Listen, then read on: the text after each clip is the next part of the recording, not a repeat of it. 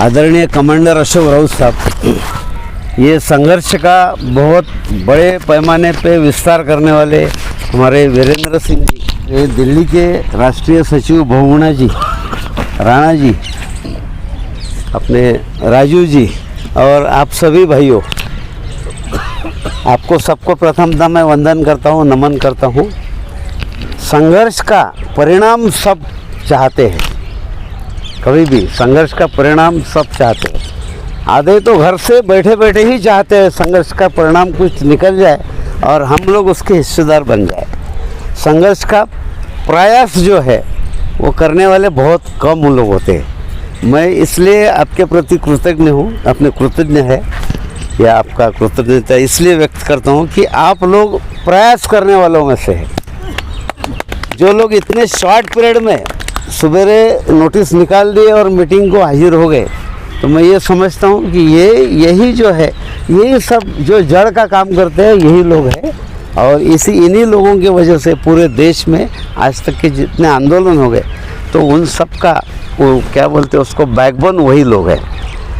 माननीय कमांडर अशोक राउत साहब को मैं 6-7 साल से जानता हूँ कि लगभग उनके साथ में साल में से आधे 6 महीने तो मेरे उनके साथ में रहते हैं और उनके तो पूरा साल इसमें चले जाता है।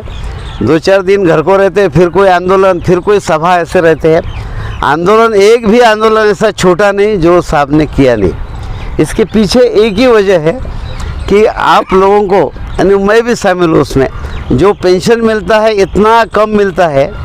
मैं इंडिविजुअल बात छोड़ दीजिए, मगर कई लोगों को 2 समय का खाना भी नहीं खा सकते, दवा तो दूर ही रह गई, और कई लोग इस उपरांत मर जाते हैं। और आप सभी लोग जानते हैं कि जो भी लोग मरने वाले हैं, मर गए, तो उसमें से कई सारे लोग पैसे ना होने की वजह से मरे।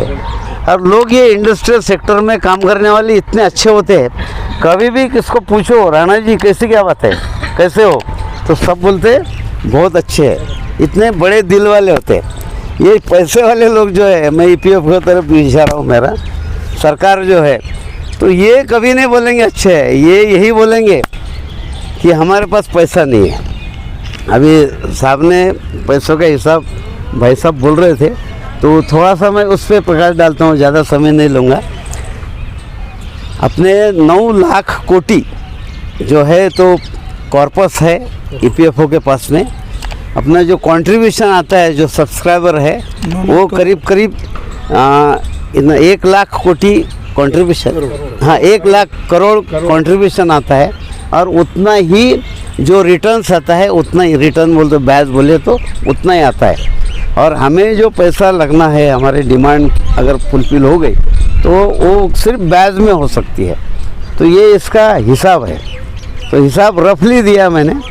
तो ये सब वहाँ EPFO के पास में या अपने फाइनेंस मिनिस्ट्री में साहब ने पूरा हिसाब दिया हुआ है, और आज तक के हिसाब भी दिया है, प्रपोजल भी दिया है, और आंदोलन भी बहुत सारे किए हुए। और मैं तो समझता हूँ कि जो बीज बोया है तो उसमें ज़रूर पौधा निकलेगा और उसको फल भी ज़रूर लगेंगे। ऐसा कभी होता नहीं कि बीज बो दिया और सबका सब बीज चलेगा, नहीं, उसमें से कुछ ना कुछ होता ही है। और हमारा प्रयास सबका इतना बड़ा है और उसके पीछे अपार शक्ति जो साहब ने हमें दी है, ये काफ़ी बड़ी है। तो अभी एक लास्ट बताया है, अगर ये नहीं हो गया, थिंक फॉर वर्स्ट, होगा तो बिल्कुल, मगर अगर नहीं हो गया तो अगला जो भी चरण रहेगा आंदोलन का, आप सभी लोग आएंगे, करेंगे, और वो भी बहुत बड़े संख्या के साथ में। उनके दिमाग में कई प्लान रहते और वो सबको वो प्लान खोल के बताते, सबकी राय लेते और उसके बाद में डिसीजन लेते। तो ऐसा अगर ये हो गया, ऐसा तो बारी नहीं आएंगे हमारे हिसाब से या आपके भी हिसाब से, मगर बोल नहीं सकते। और आपको एक बात बताते हैं कि ये पेड़ है, फल आने के पहले उसका के पत्ते झड़ जाते हैं।